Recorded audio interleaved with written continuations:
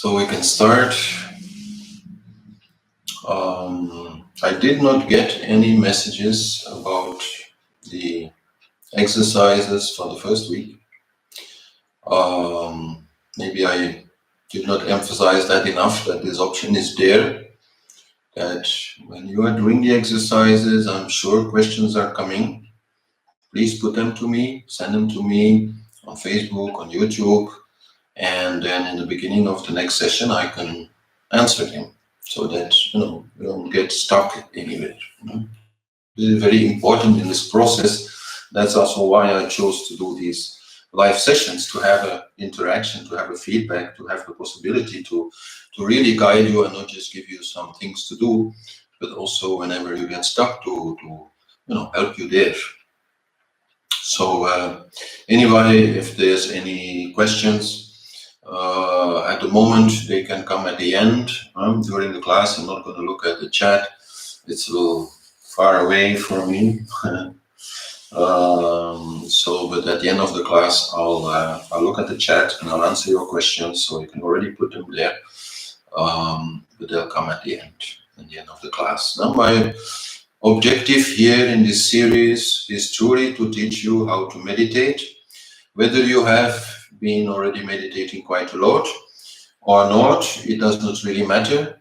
For those for whom this is quite new, okay, you start with the basics and you develop that from there with the exercises also at home. And for those that are already more experienced, please, if you have a practice already going on, just keep it.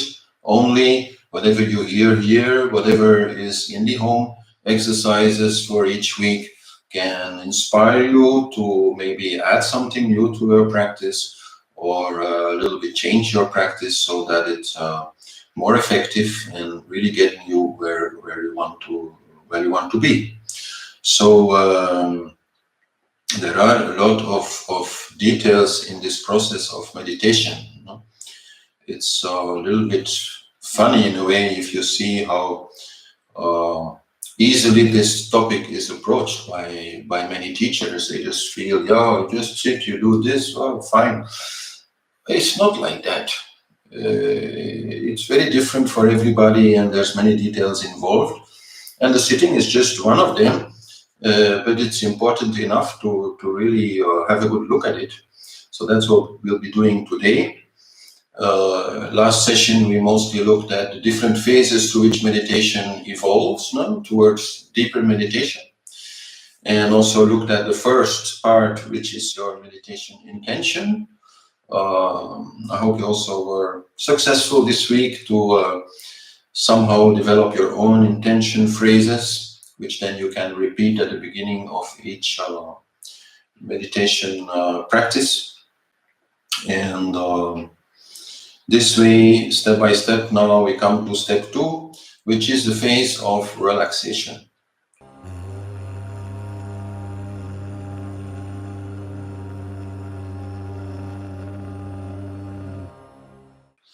And relaxation is of many kinds. We're actually going to spend 3 sessions on that subject alone, because it is really important, first, before you meditate, to make sure that every part of your being is completely relaxed. So today we start with the first part, which is the body. Then next session is about the breath, which is your energy, your emotions also.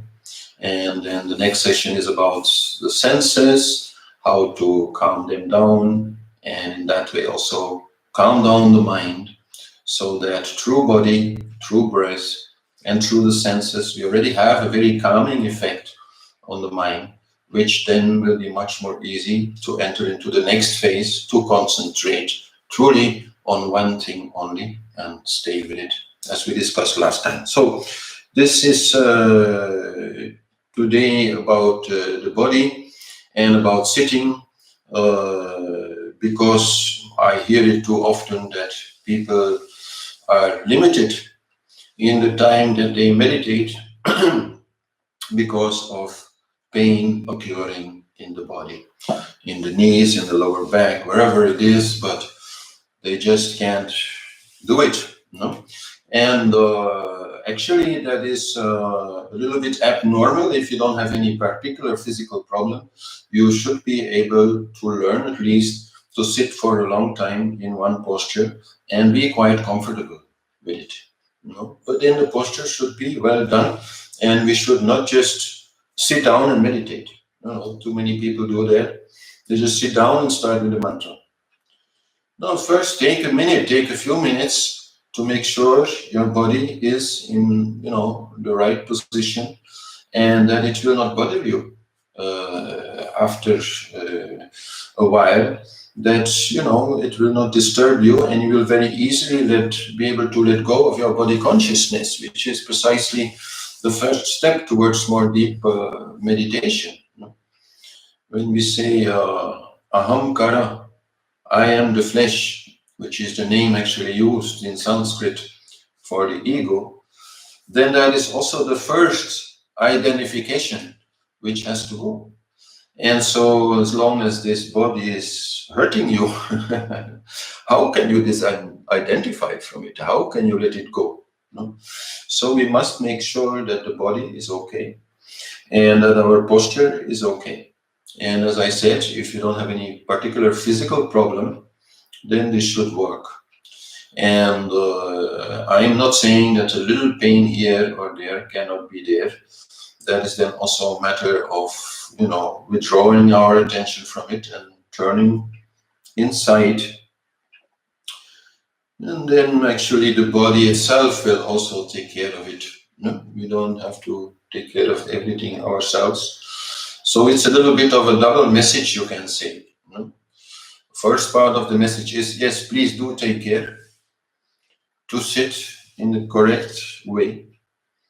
And then once you have done that and you move further in the process, then try to forget about the body.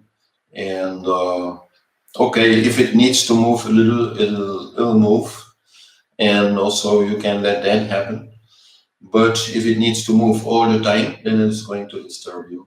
So that we have to somehow avoid. And apart from any real physical issues, there might also be issues more related with the nerves.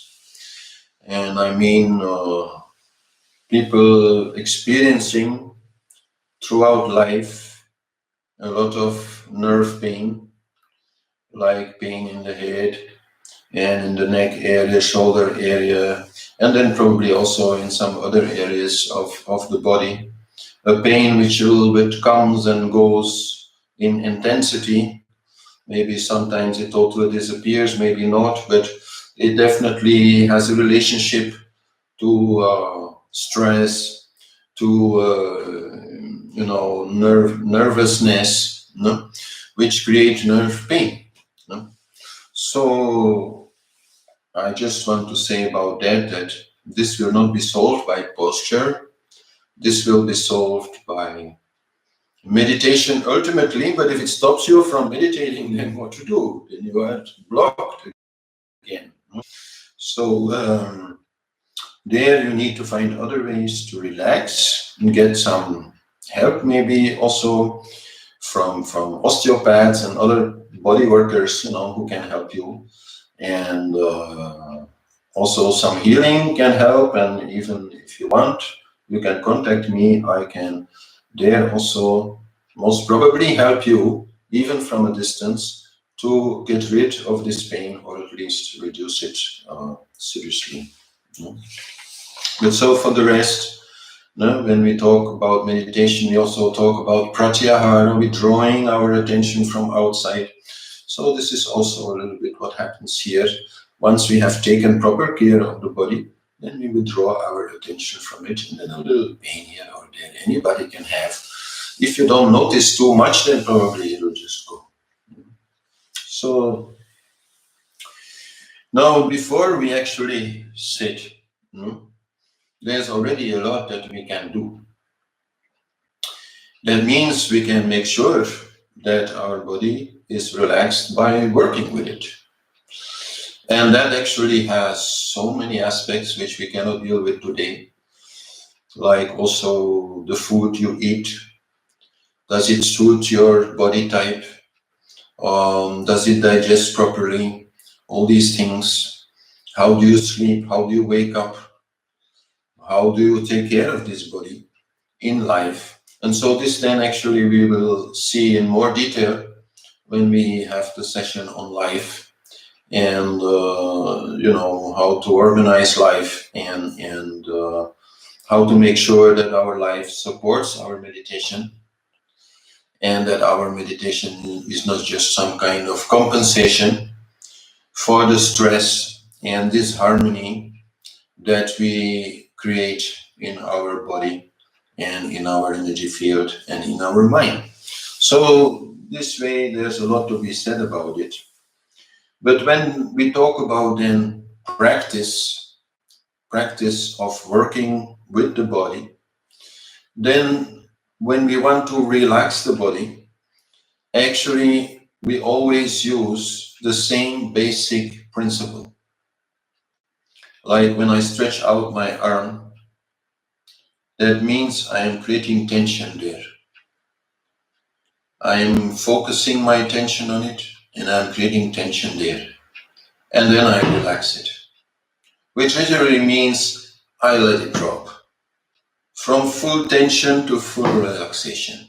This is actually always how we work with the body to remove excess energy from it, because a lot of stress is just nothing more than excess energy. Energy which somehow or other is blocked somewhere. And so we give our attention to it so that more energy goes there. This is actually how it works. This is also how, let's say, pranic healing or Reiki works.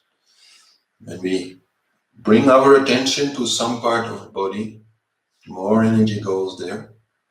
And this excess energy that we bring there will remove the blockages, will flood, let's say, everything that is standing in the way away.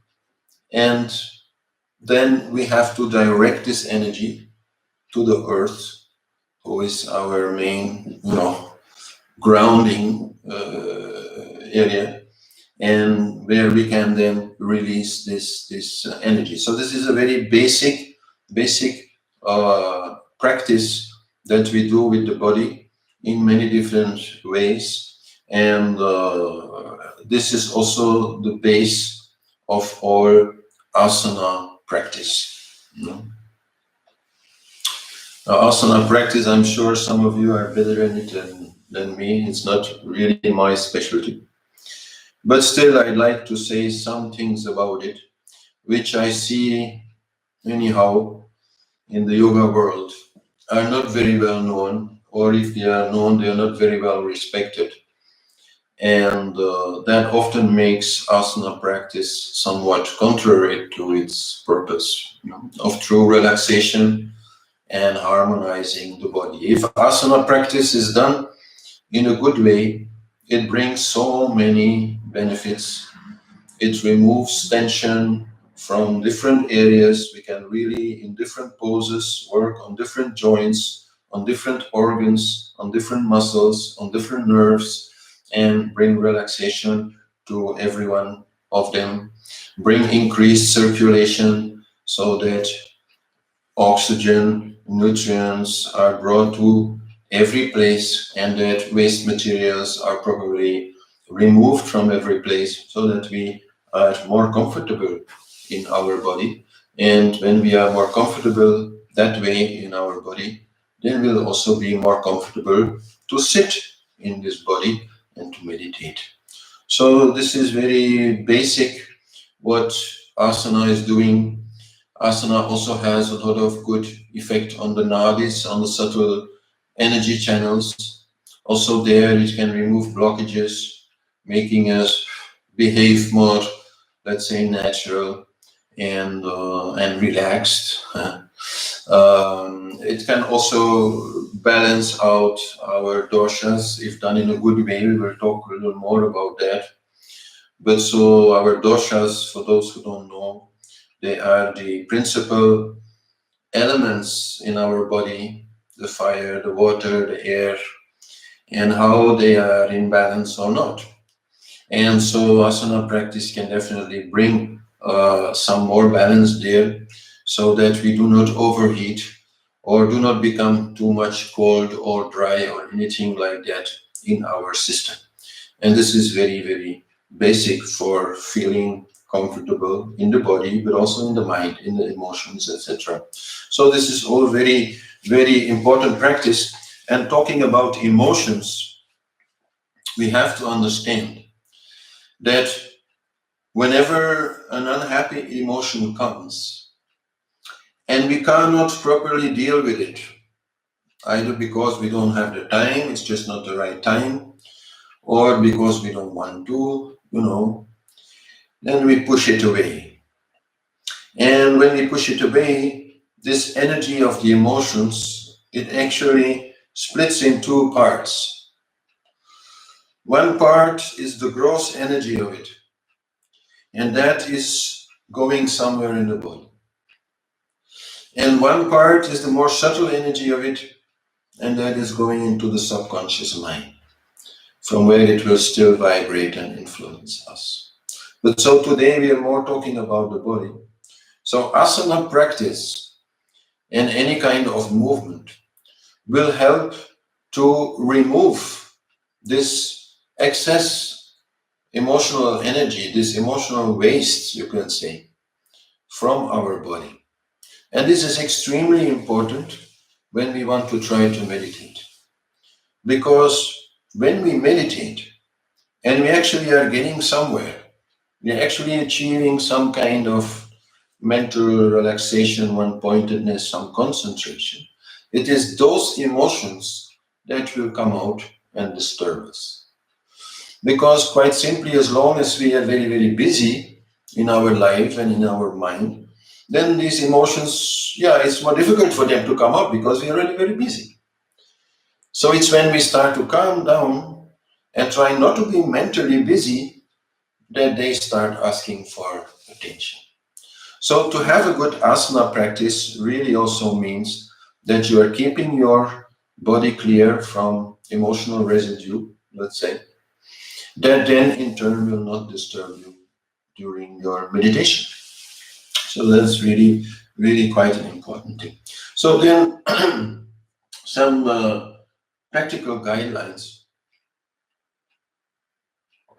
about how to do asana.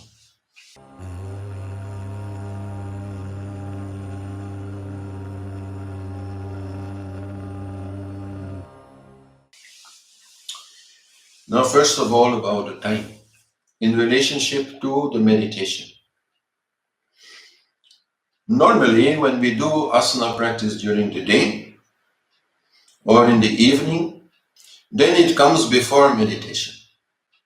Quite logical. Before we are going to sit in a meditative posture for a long time, we're first going to stretch the body in different ways for as long as you like, so that it feels comfortable, and then we can sit. No? There is one exception, and that is in the early morning. In the early morning, we'll talk about it when we talk about life and daily rhythm and so on. But in the early morning, when we want to meditate, then it's better not to do asana practice before. There's actually less of a need of it also because the body comes from sleep. So it's being quite relaxed. It doesn't need so much help there. And the main thing is that we prefer not to do the asana before the meditation, so we don't wake up too much. Like the ideal way to go into meditation is just to wake up, a little bit cleaning, freshening up, but not too much. No coffee, no newspaper, no feeds. And as soon as we can, after going to bathroom and things like that, we go into meditation. That will be the most fruitful. So then the asana comes afterwards. So to sum it up, in the morning, meditate and then asana. And then during the day or in the evening, start with asana and end with meditation. That is the proper way to do it. And one very important point, maybe one of the points against which or so many people are how you say, which so many people are not respecting, is that asana practice should happen on a empty stomach. In ancient scripture, it is said 3 to 4 hours after food. And why is that? Well, quite simply, if your system is digesting, and especially if the food is still in the stomach, then all these bends and standing in your head and all these things are very unhealthy. After food, your body should be in a relaxed posture so that it can fully concentrate its energy also on the digestion, and that the digestion is not in any way disturbed by any very, funny movements. If you look at it from the point of view of how digestion works, digestion is a matter of gravity. Digestion means the food slowly, it sinks down, until it comes out. And so to invert the posture especially is to be avoided at all costs. So if we say 3 to 4 hours after food, this actually means that asana practice should happen before food.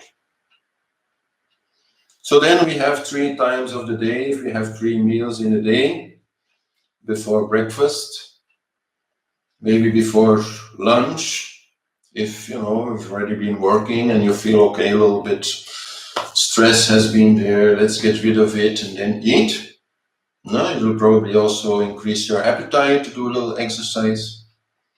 And then in the evening, before the evening meal, you also do some asana for the same reason, to get rid of the stress of the day, so that you have, a nice evening and can really enjoy it and be creative and, have a good time, instead of just getting, trying to get rid of the stress feeling from your job. Anyway, so meditate in the morning, asana, breakfast. Then at noon, if you want, asana, lunch. Then in the evening, and I think that is really the best time, where you need it the most, to completely get rid of whatever your body has accumulated during the day in terms of emotional stress. In the evening, before the evening meal, also you do some asana practice. So another thing which often happens a bit in a wrong way is that asana practice is something which should be done regularly, preferably on a daily basis, and especially not only once a week in a very heavy session of 2 hours. That is for the body really not good. It's much better to spend 15 minutes a day, every day, than to spend 2 hours once a week.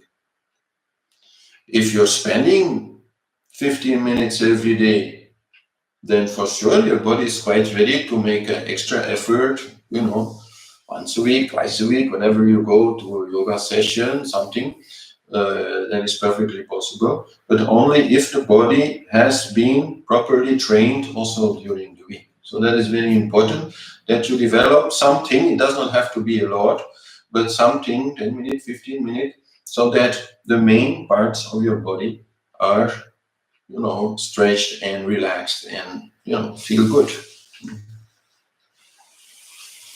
A third point, which is very important, is temperature. Temperature should definitely not be too cold. And if it is, for some reason, then you must make sure to warm up the body prior to starting doing any real asana practice.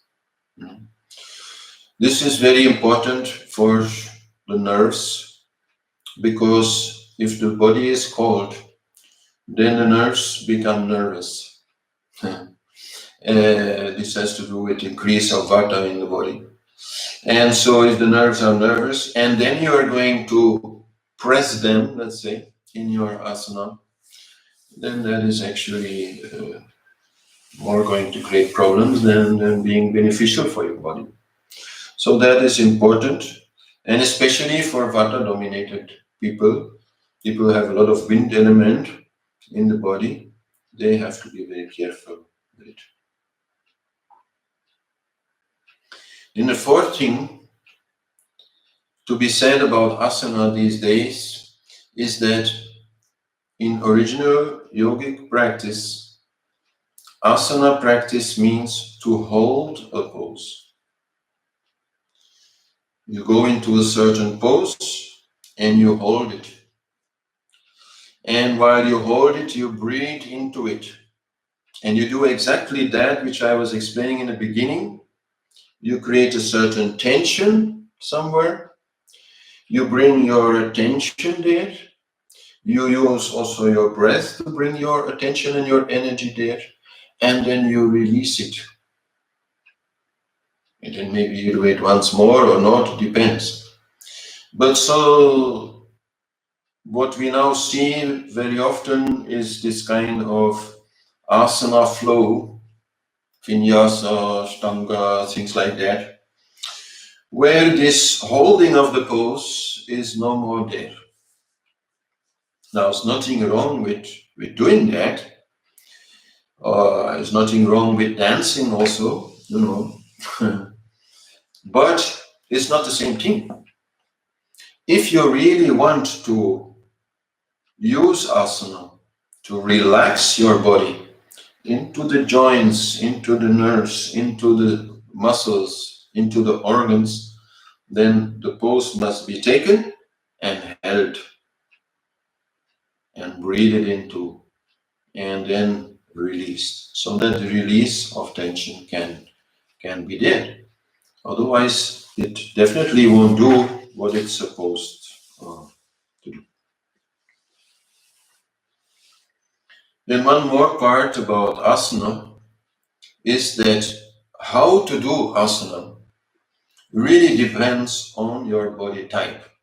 And this is really a very big subject, like there's a lot of detail. So in the home resources on the Lila Yoga website related to this session number 2, you will find a page, a PDF page that explains everything about it. It's called Check If Your Asana Practice Fits Your Dosha. And just to give you an idea, people who are more Vata dominated, they have to be very careful to start slowly. And they have to be careful not to overheat, but neither be too cold. Pitta dosha is quite different. These people already are very hot by nature. They definitely should not overheat. Being a little cold for them is really not an issue. They should certainly also drink water before, during, and after the practice. Not huge amounts, but enough to cool them down, even put some water on top of their head. Because for them, the practice, okay, it is good, but it can overheat too much. And then kapha-dominated people, they are the ones who need to sweat. They are the ones who really need to get hot because by nature they are cold, and who really need to get rid of some extra, calories and should a little bit exert themselves, which is not in their nature. And on the contrary, should not spend too much time lying down in shavasana, in the corpse pose, or anything like that, because already they are by nature a little bit more lazy. So these are just a few things that I'm naming, but there's actually a whole list of different asanas also, and how they relate to the body types, and which body types are very suitable for certain asanas, or rather vice versa, which asanas are suitable for body types, and which asanas should be avoided. Like, for example, a very heating asana is the lion pose. And this is not so good for pitta people, which are already quite hot. Now, I'm not saying they cannot do it, but they should probably not make it part of their daily practice. If they do it once a week, twice a week, who cares? It's not a big deal. but to make it part of their daily practice is probably not advisable. So in that way, whatever asana practice you already have, please check this paper and maybe make some adjustments according to this information, which is very often not given. And if you have no idea what I'm talking about, if you don't know what doshas are, I'm really not going to explain here. That's a different subject, but you can easily find that information on the internet and find out whether you are Vata, Pitta, or Kapha. And that I can actually, in a broad way, easily explain. If you are thin like me and rather a thinker, then you are most likely a Vata-dominated person. If you are more muscular and more action-orientated, not so much a thinker, then you are probably Pitta-dominated. And if you are having a little bit more body mass and more emotional driven, then you are probably Kapha dominated. But this is a very, very general way to look at it. There's lists that you can actually, go through and check different points, and there you will find that, okay, maybe you are 60% Kapha, 20% Vata, and 20% Pitta. This is the kind of reality you will find. But then you look at which is your dominant dosha, and then you look at these guidelines and try to a little bit apply them, so that in that way your asana practice is really helpful for you and does not bring in itself imbalance, but rather helps you to balance your doshas.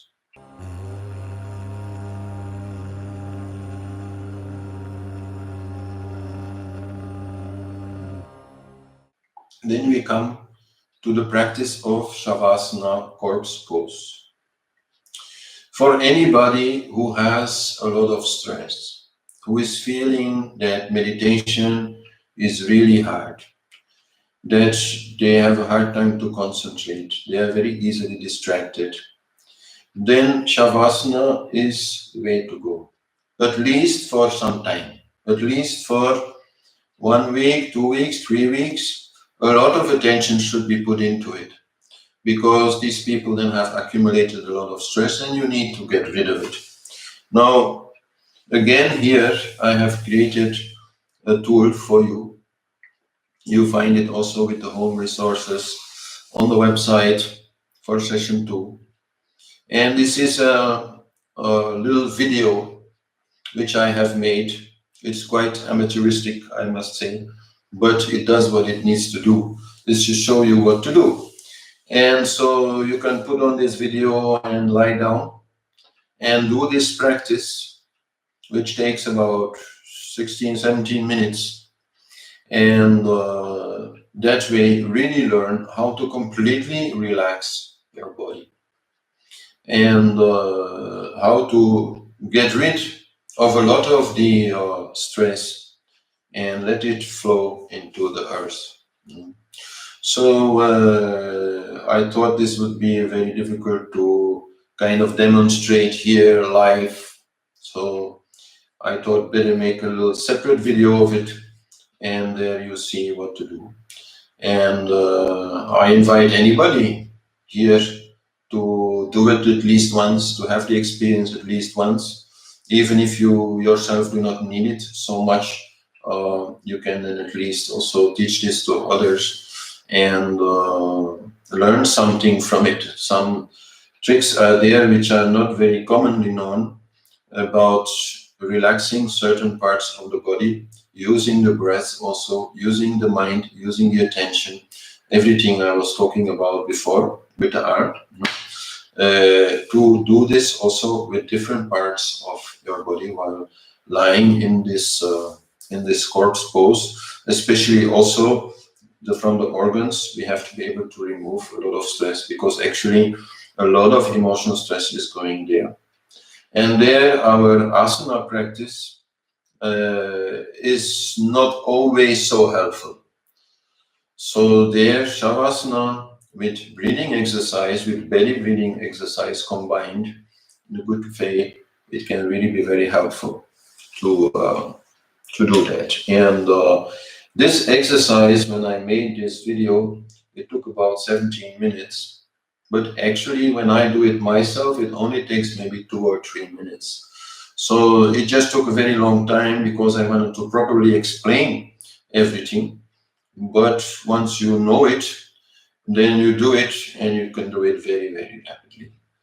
It's just, you will see. It's the technique. Give me some feedback on it also. If there's anything you don't understand, but also if you feel it's really doing you a lot of good, then let me know. It's nice to know people are using it. No? And a similar way we can also do when we sit.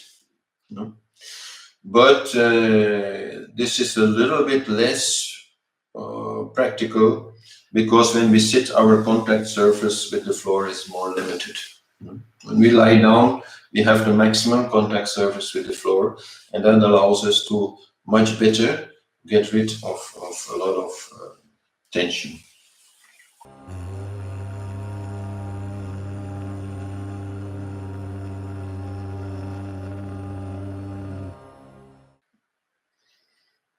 Sitting is the royal asana. The word asana actually comes from the verb aste, which means to sit. And the word asana also means the mat on which you are sitting. And maybe first let's say something about that. Now I know that for asana practice, people use these yoga mats, which are made of synthetic material. And that probably gives some advantages in terms of stability, when you do difficult poses. But for meditation, it's a no-go. It's really useless. Because in meditation, we have to be grounded. We have to be in contact with the earth. And these synthetic materials will isolate you from the earth. So what you really need is a natural material. Can be anything, cotton, silk, whatever, And it should also be relatively hard. Not extremely hard that it becomes very painful to sit on. Like here, I have some kind of cotton mat underneath, and then my asana, which I already have been using for over 40 years, which is a good thing, it's kind of an energetic thing that you have an asana, which, you carry around for a long time. Whenever you go sit on it, some of the energy is already there from previous meditation. So, but anyhow, use a natural material and not too soft, because if it's too soft, then how can you be stable? If it's too much, this kind of movement, no. You need to be able to sit in a stable way. When we look at Patanjali, the father of yoga, he wrote these famous Yoga Sutras. And it's remarkable to see that only 3 of the 196 Yoga Sutras that he wrote actually concern asana. That's maybe like what? Not even 2%. So if we look at how important asana is in yoga practice today, it teaches us something. But okay, it starts there. So let's see what he is saying about it. And what he is saying is that your sitting posture, your meditation posture, should be comfortable. So we already talked about that. It should not give you any pain. It should not bother you. It should be comfortable. Now, what does he mean by that? Well, stable means, you should feel that you're not going to fall. Now, okay, when we're sitting, we're usually not so afraid of falling. But we have to understand that in deep meditation, there's nobody there who is taking care of the body anymore. You are going inside. You have no more awareness of the body. So then a stable posture means a posture that allows you to stay in a sitting position even when you are not in charge of your body. I mean, when you see an image, a painting of a yogi meditating, very deep meditation like this is actually an error. This is just looking very good, but it's not reality. The reality is that when the yogi is in deep meditation, he is like this. He is hanging into his pose. And he's not falling. So that's what the Patanjali means when he says stable. He's not falling. No? He can stay there. No problem. But in deep meditation, nobody is like this. It's not possible. There's nobody there to do that. It's just like this. The body naturally, it comes in this position. So that is what Patanjali means by stable. Then Patanjali also says, immobile like a statue. So the body should not move. It is very logical also, of course. The whole idea of meditation is to stop moving. To stop the body from moving, to stop the breath from moving, to stop the mind from moving, to stop everything from moving. Everything has to be brought to a point where it is standing still. So then we start with the body. So that is what we have to learn. To sit for a long time in a posture, stable and not moving.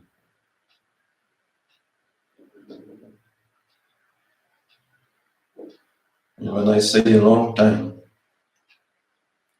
then scripture will prescribe that this should be exercised in such a way that you are able to sit in the same posture without moving for 3 to 6 hours. Now again, why is that?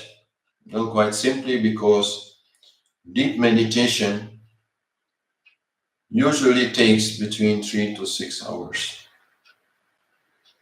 In many cases, it is like that. Okay, there are yogis known who have been in deep meditation for days, for weeks. Okay, that's different. It's a different category. But for normal people, let's say, if we can reach deep meditation, then usually after 1 hour, 2 hours, 3 hours, 4, 5, maybe 6 hours will come out.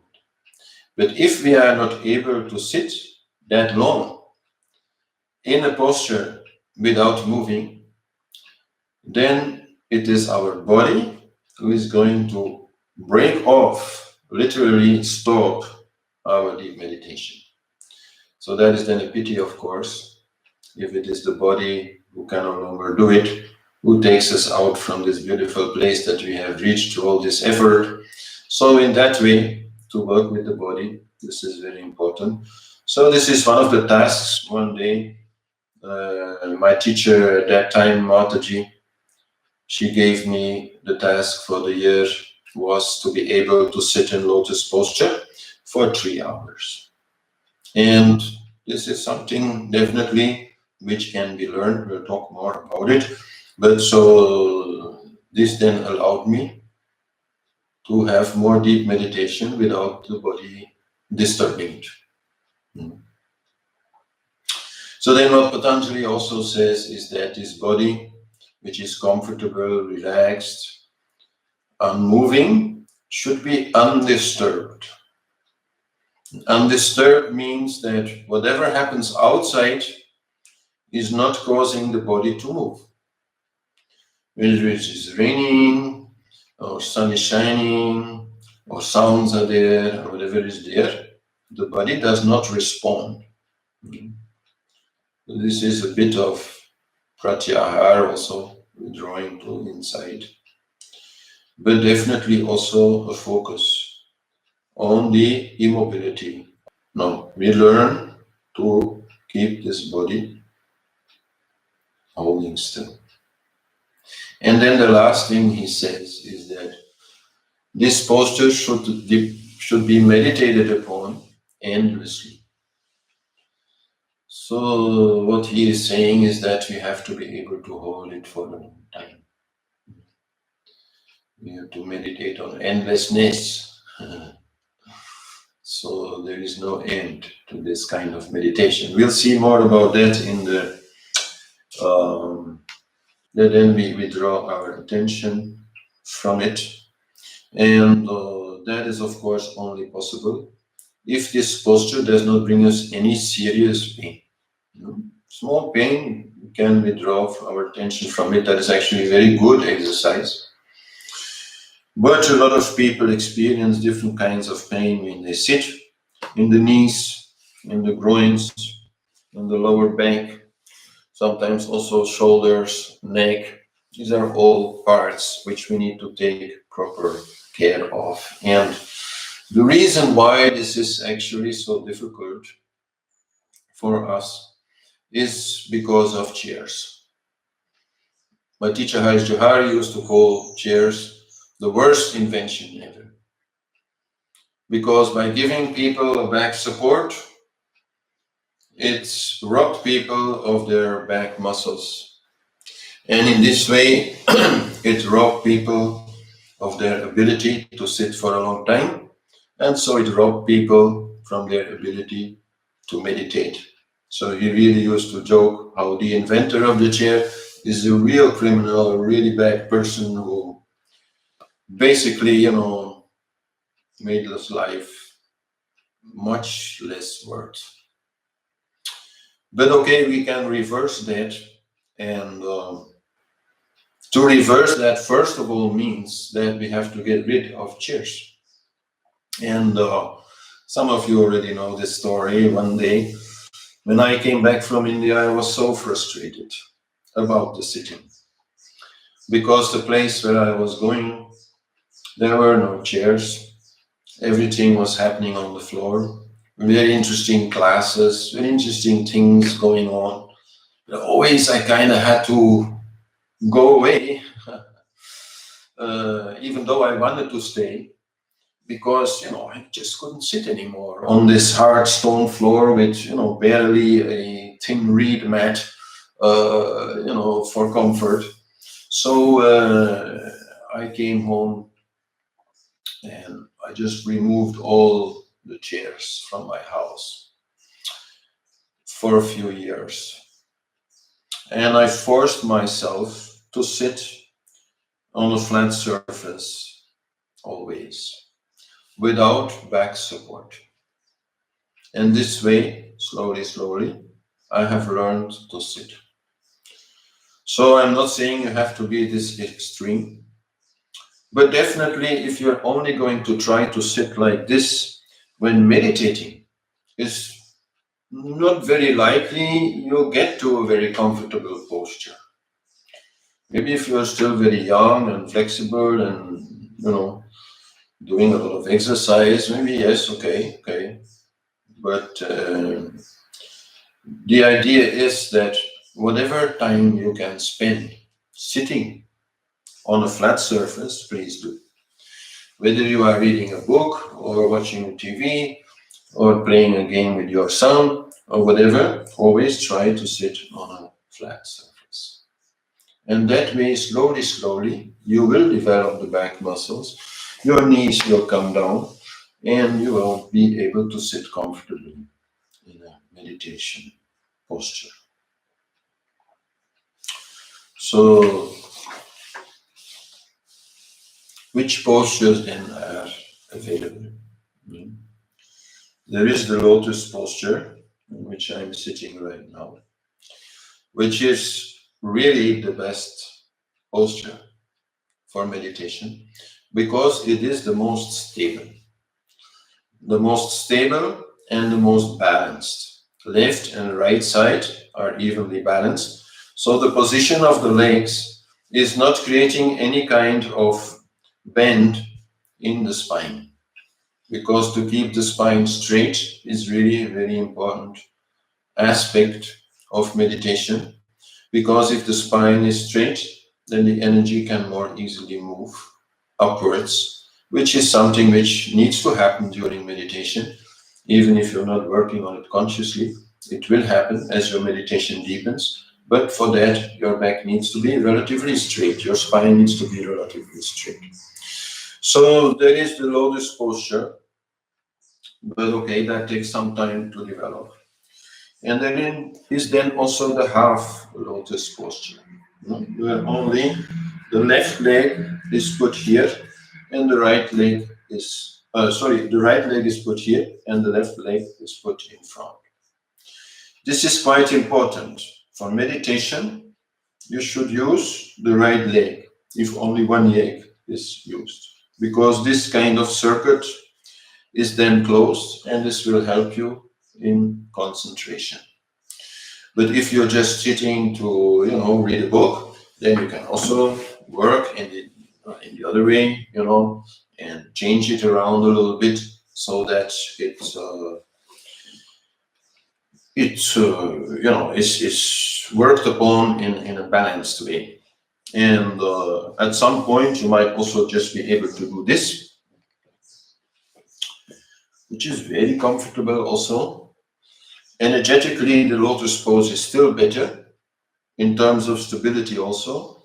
Like here, if you are, going in deep meditation, you are more likely to actually fall.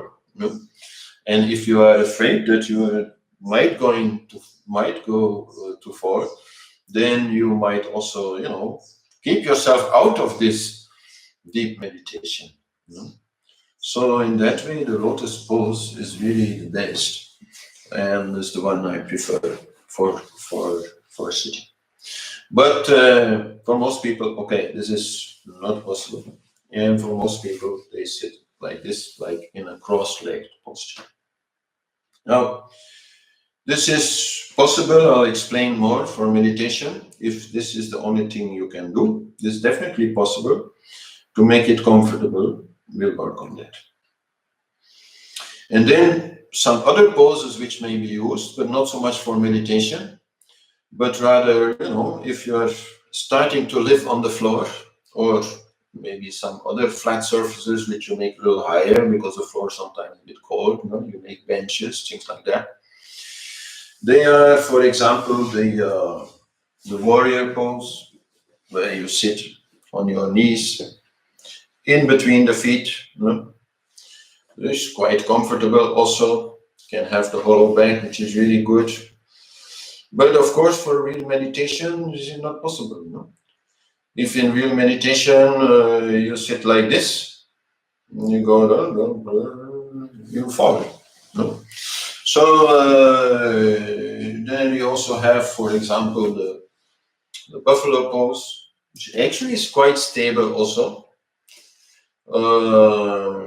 If you can do it, is actually even for meditation can be used. It's a little unstable towards the back, but you can help yourself a little bit there by creating some support. So yeah, definitely this is also something that can be done. And then just for sitting, on a flat surface, you might also just do like this. But this, of course, creates here an angle. So that's not good for meditation. But to just sit now and then do something. Then again, on the other side, do something like this.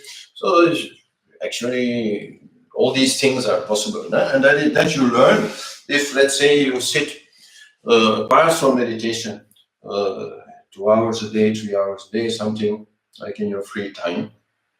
Then you try out different things, and all these things help actually to make everything more relaxed.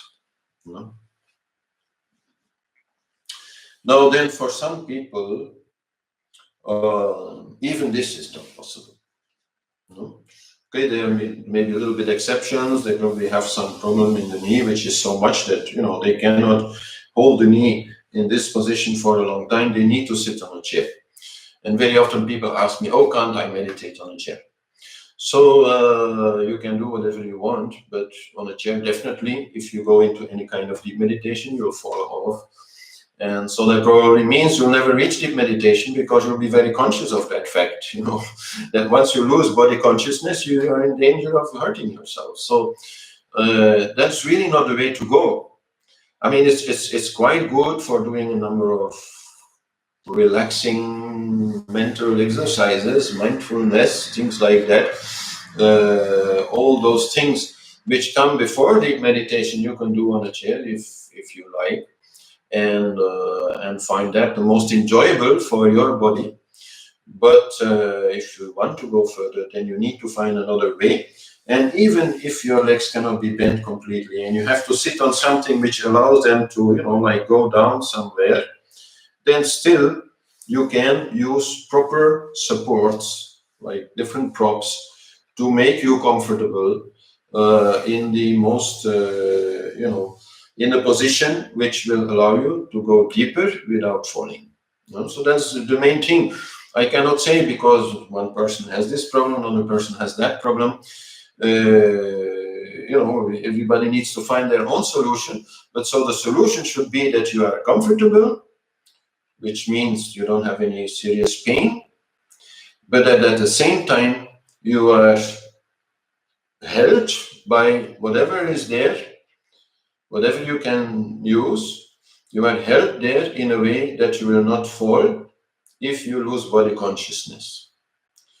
Held in such a way that you will not fall when you lose body consciousness, but not so much that instead of going into deep meditation, you'll fall asleep. Because that is, of course, the other thing that people ask, oh, can't I meditate lying down? Well, sure, I mean, I do it a lot, just to lie down and do some mantra is very relaxing, it's fantastic. But there, deep meditation, it cannot be reached because your spine needs to be up, and secondly, because you just fall asleep. So when you really have difficulty sitting on a flat surface and you need something more, okay, take something more, but make sure that, like, for example, if you give support to your back, that it's only on the lower part. And definitely not on the upper part, because if the upper part has a support, then you'll start snoring instead of going into deep meditation. This is very simple. So that you'll have to find out for yourself, but try to find the posture where you are as low as possible. This is also important to understand, that in this posture, for example, my heart does not have to pump very much. If I stand up, my heart has to pump at least twice as hard to make the blood go up and down and up and down and up and down. So the least that your legs are down somewhere, the more that they are near to your body, the least effort your heart has to make. And if your heart can have a heartbeat which is a bit slower, that is very good for meditation, while standing up is more difficult. Or sitting on a chair, this is more difficult. You create more of a height and so more of a pressure which is needed for the heart. Your blood pressure will be high. If you lie down, your blood pressure is very low. So you need to find somehow that posture which for you work.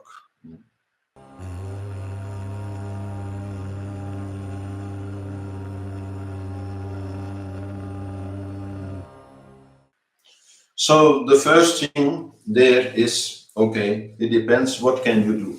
No? And the first question is, what can you do with your knees? Are your knees lying on the floor? Then good. It means your legs can relax. But if your knees are not lying on the floor, because here, it's not working, or here it's not working, what do you have to do? You need to support it.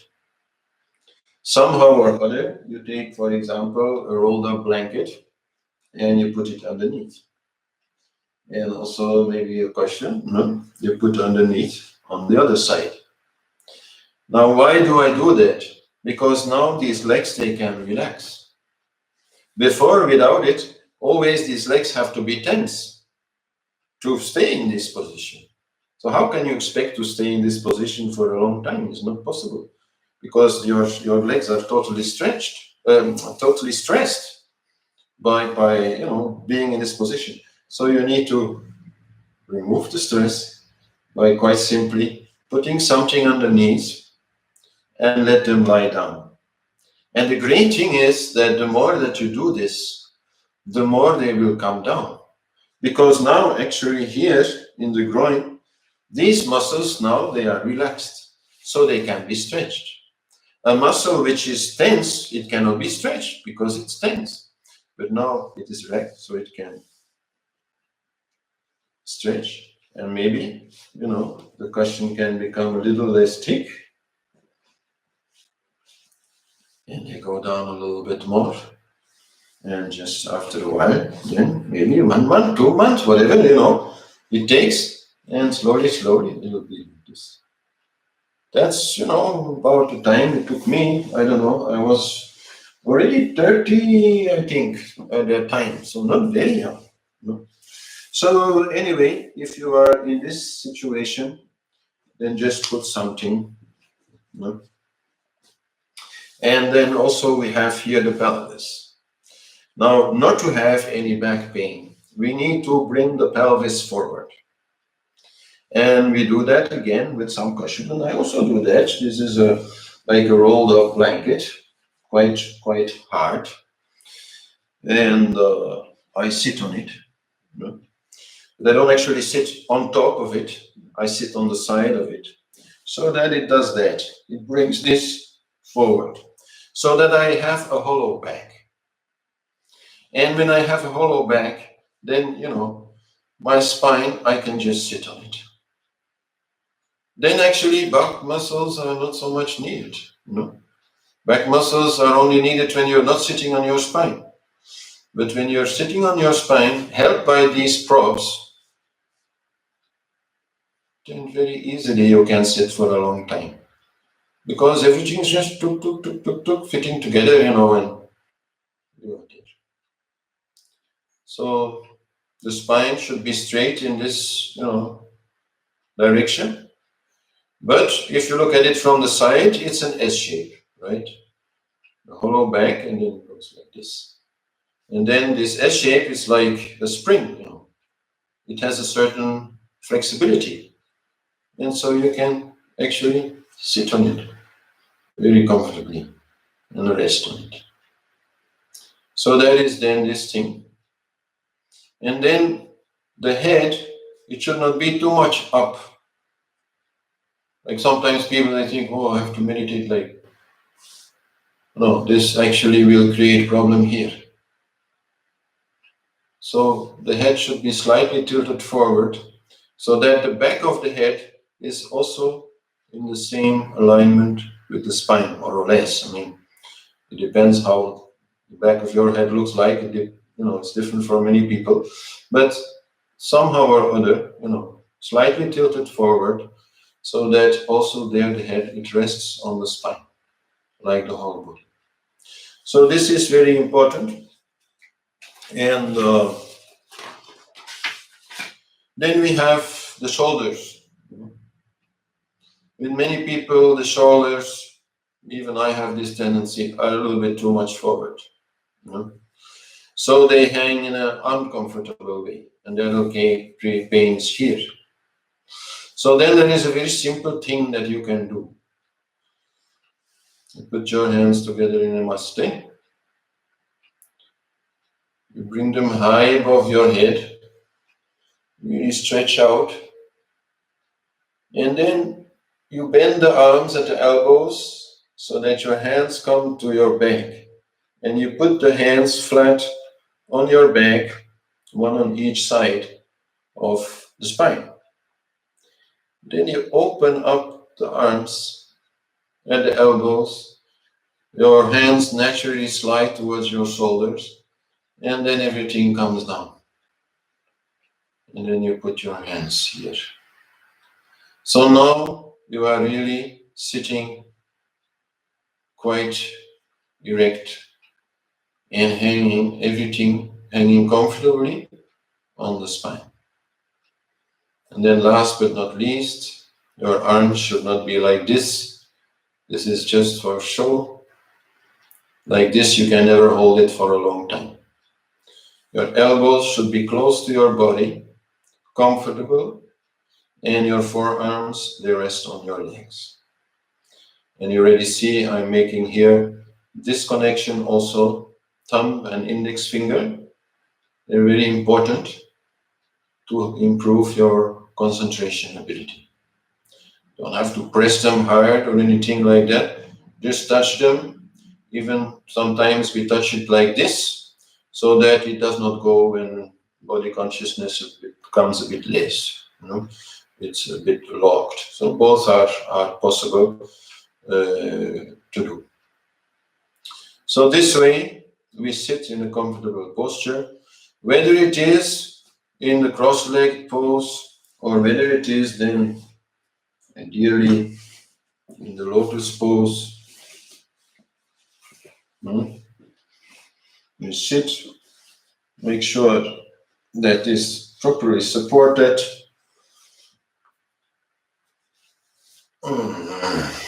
Right, arms with palms upward and close. So this is a pose which you can hold for a long time. Maybe in the beginning it will hurt a little bit, it's just taking some time to get used to it. But this is the ideal pose in which you can sit for a really long time in meditation.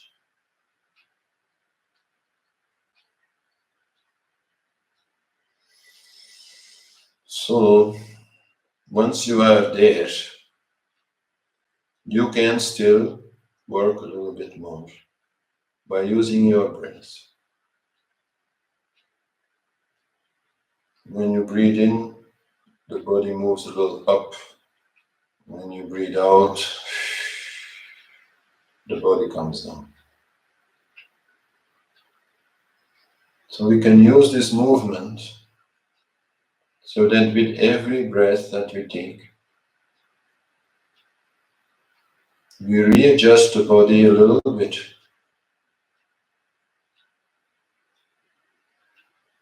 Whichever part feels a little painful, you can breathe into it and release the tension to the floor. Here we try to make maximum contact with the floor by again on exhaling, diverting our attention there.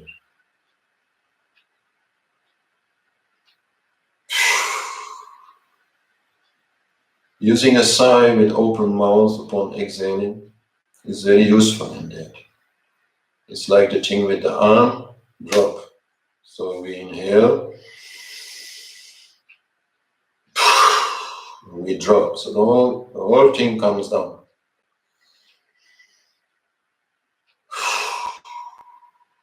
And then actually you are starting to go into the next part of relaxation, which has to do with breath.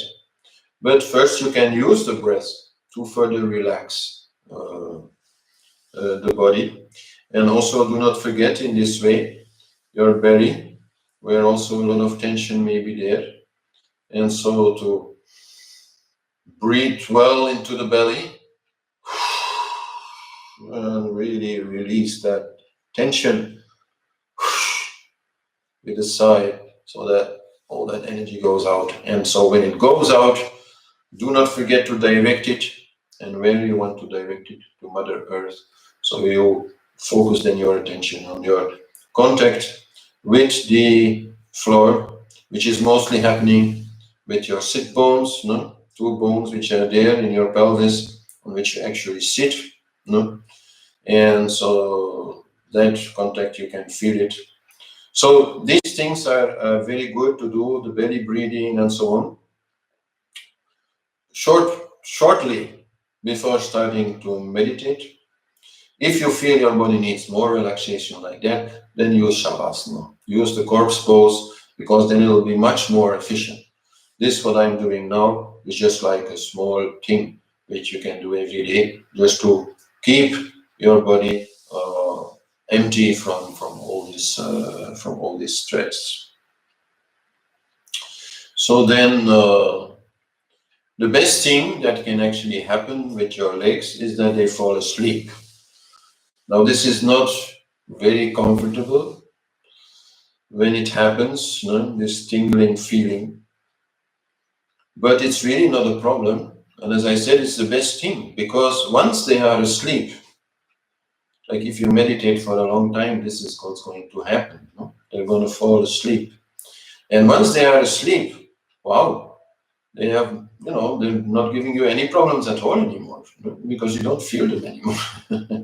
It's like your body falls asleep like up to here. And so then it's much more easy to withdraw from body consciousness, because half of your body, you're not feeling it's there. So no problem if the legs fall asleep. The legs can be asleep for a very long time without any bad thing happening to them. They're just getting a little bit less blood, a little bit less oxygen, but they can definitely survive with that. The only thing is that if that happens, and then the phone rings, or you need to go somewhere, be careful, because you might break your foot or something if your leg is still sleeping and you try to walk on it. So when you come out of it, you should do it a little bit gently, bring your legs out of the posture, maybe, tap them a little bit, stretch them a little bit, move them a little bit until the sleeping effect is gone, and then you can walk and do whatever you want to do. But so that's the only problem I would say with sleeping legs. There's no other problem. And you can do the butterfly asana, which is like this, to a little bit stretch this here, but please don't overdo it. Because if you overdo it, you're gonna lose a lot of time again. You're gonna be in pain for some time, and then sitting will become really a problem. So, but a little bit stretching here you can do. Gently, gently. That's really not the thing. The main thing is to sit a long time on the floor, and then slowly, slowly, these legs, they come down, and you have no more problem with it.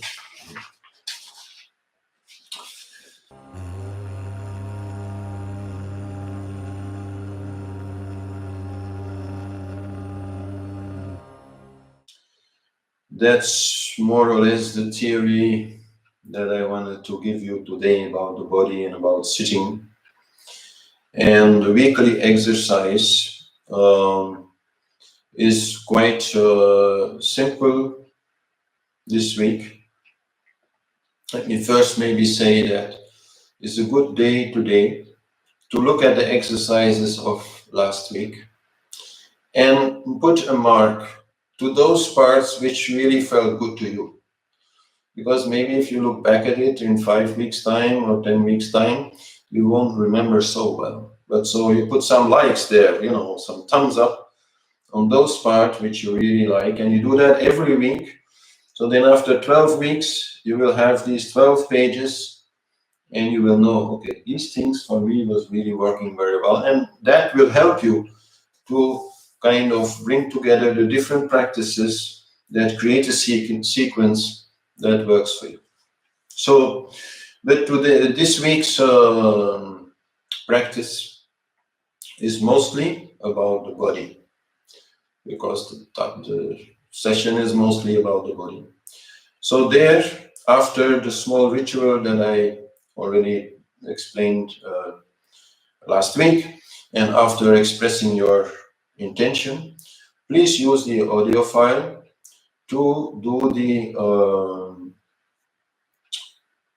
sitting posture meditation, the statue pose meditation, which you find on the website.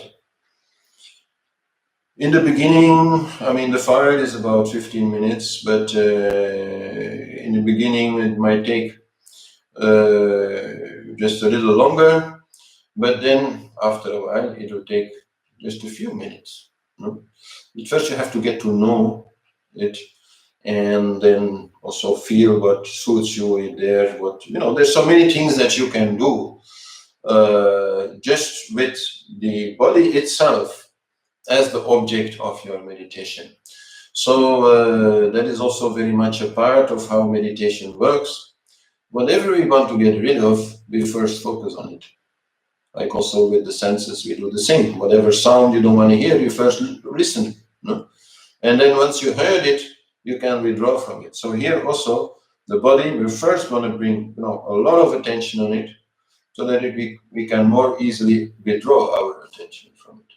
So that is basically what I ask you to do today, followed then by the same mantra meditation with synchronized breathing of last week. With one exception, last week, for those who didn't have a mantra yet, with which they were used to working, I advise to try out the different mantras. So I think now, after this 1 week, you have to end this zapping. I mean, you do whatever you like, but I advise to now really make a choice. One of these 5, Ganesha, Shiva, Bhairav, Kali, Gayatri, you choose one of them which felt most comfortable for you, most energetically suitable for you, and then you now this week only use that mantra to do this exercise of synchronized breathing and mantra. So that is what I advise you today. And as I said, for those who already have a practice, just have a look at these things, maybe try out a few things and see whatever suits you. So we are now ready to answer some questions, but first I would like to answer a question which has come through many private messages and on YouTube also. Is the question about why I have not been putting any more videos in the past, about 5 years or something. No? While before I used to bring many. So people kind of missed me there and are wondering why. And the answer is quite simple. I didn't have the time. I was too much involved paying the bills. I mean, working, paying the bills. And since a lot of that work was also behind the computer, then, creating videos and things like that, it's also computer work. So it was just not enough time or energy left to do that. No, I was still continuing to teach every week here in Ghent, one free class every Wednesday. So I could have taped some of those and I could have put them on YouTube, but basically I was just too tired to do it. So that's now a little bit changed with this lockdown situation. I have a little more time, so I'm also really totally committed to making this series happen and to do it as good as I can. But still, there's a lesson there. If you people like me to continue to do all these things, which I'm very, very happy to do,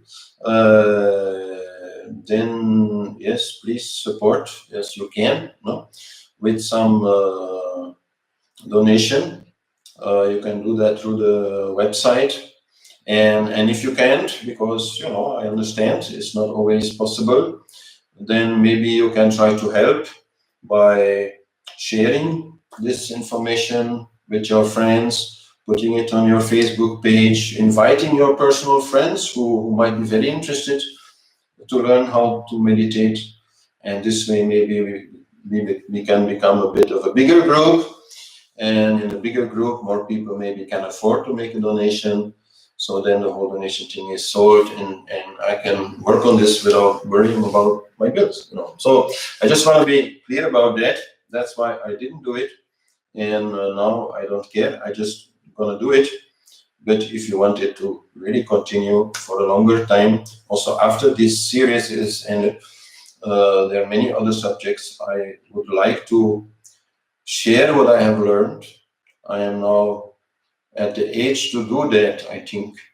So I want to do that. So if you can help it, together we can do it. I don't need all that much. I just need to be able to survive. Thank you very much in advance for whatever you can do. And as I said, the sharing, the helping of promotion, let's say, of this trainings program is also really, really very important.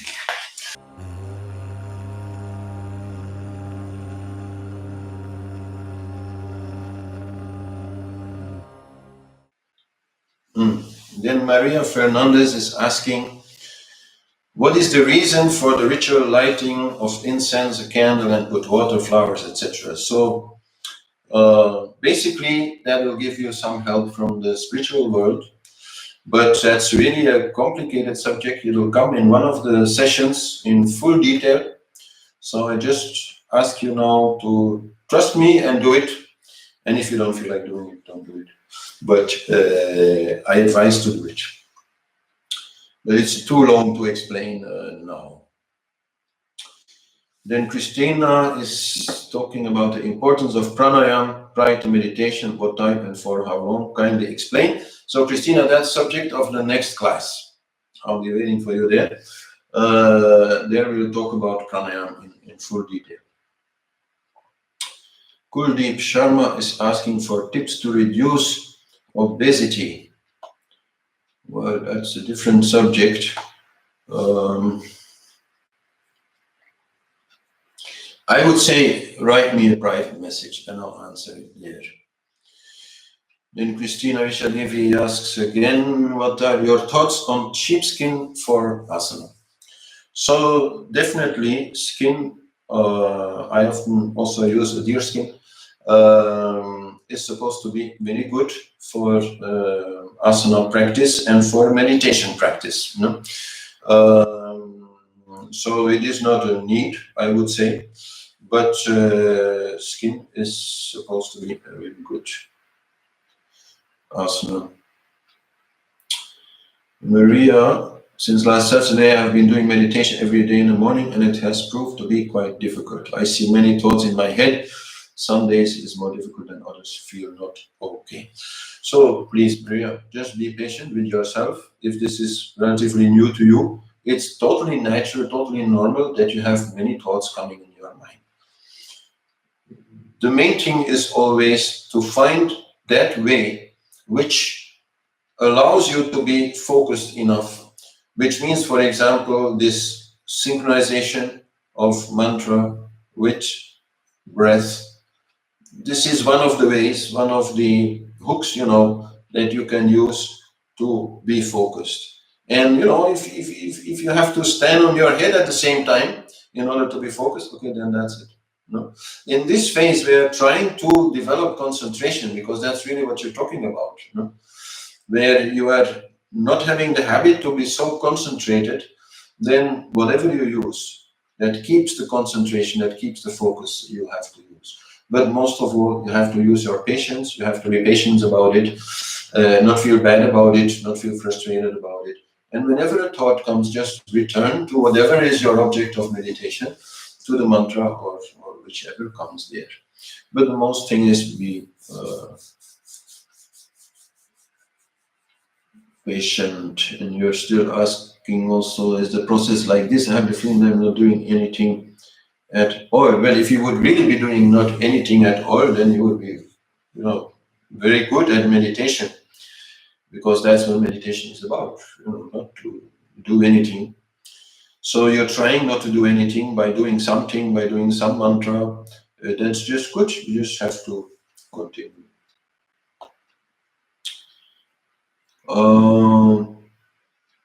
Then Sven asked, is it good to sit with the back to the puja altar facing east during meditation? Yes, this is not a problem. I'm more or less doing the same thing here, because east is there, so that's where I focus. While my main puja is here, I still have another one here, and a fireplace in front, so I'm a little bit surrounded anyhow. But so it's not a problem. In this old tradition, sitting with your back towards somebody is not the same thing, I think, also as to us. Luis Fernando is asking how much time after waking up is the best to start meditation. So as soon as possible is the best time for meditation. No? You come out of sleep, we'll talk about that also quite in detail, but you come out of sleep and as fast as possible you go into meditation. But first you have to, visit the bathroom and, get ready for it. But with minimum mental activity if possible. So the longer you stay awake, the more your mind is going to start working, the more difficult it is then to concentrate on your meditation. So as fast as possible, but you definitely have to go to the bathroom first.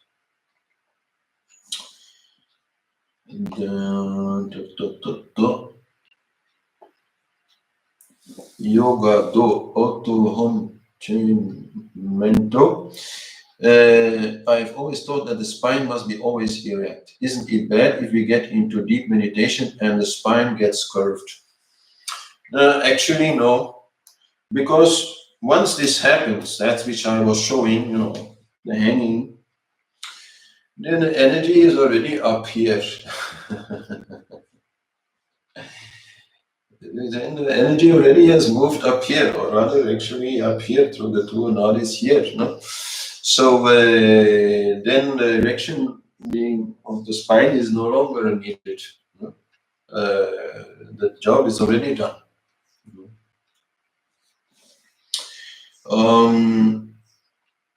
Another question, I would like to know why the right leg should be on top in half Padmasana if we can't put both on top. So this is just right hand, right leg, left leg. Outgoing energy, ingoing energy. So your right leg has more outgoing energy than your left leg. So that's why you put it here, so that the energy does not go out, but is redirected into your body. And that will help you in your concentration. Then Rosa says, as I definitely have health problems with the neck, spine, and some other, I would be thankful to talk to you about sitting. How can we do it? Thanks very much. All right. Go to my website, Lila Yoga website, and there look for the coaching page where you can make an appointment and we can talk in video call about this pain and how it can be removed and how you can sit in your situation. Then Jiku is asking to release energy from body when relaxing it. Do we visualize this as starting from the tense area and going into the ground? This is definitely possible, and actually next class on breath will also be visualizing a lot of energy moving, and so visualization is something which helps to release blockages. So we can visualize energy going to the knee, for example, if the knee hurts in the ingoing breath, and then with the exhale we can imagine this energy or visualize this energy to go into the earth. So different people there, some people prefer visualization, some people prefer more to feel the energy, which is not the same thing. For some people maybe it is the same thing, I don't know. But anyhow, visualization can definitely be used in that. Then Brando asked why to face east. Well, it is not necessary to face east for meditation. The only thing I said is don't face south, because from south, if you face there, some negative energy might come. But all other directions is fine. Only east is most suitable because of the energy which is there is most suitable. And because the time most suitable for meditation anyhow is the morning, and then you have the sun there in the morning, the light coming, and so then you meditate in that direction. But north and west is definitely also possible. They have their own advantages also. Only south should be avoided.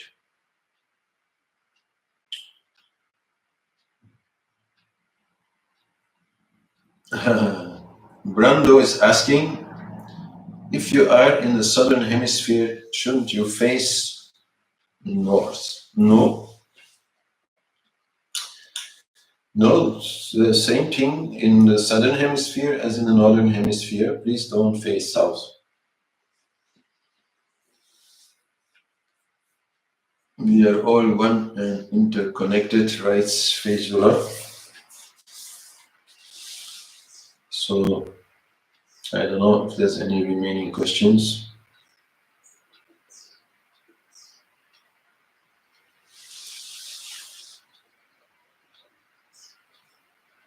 No, I think we are done.